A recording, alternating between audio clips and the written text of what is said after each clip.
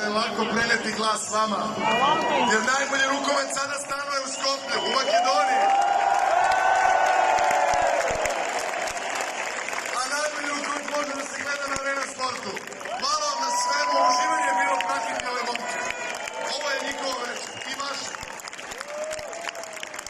Blagodari Makedonija, blagodari Vardar, gospodo!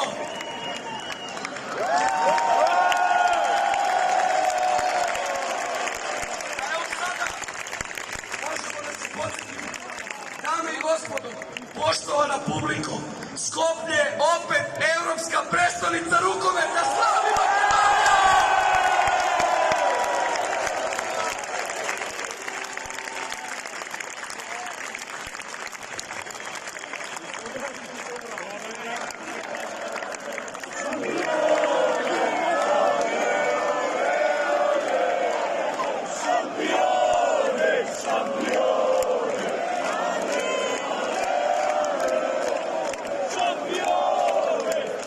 Ljudi, ne viđate ih puno, nismo ih spomenuli do sada, ali Dime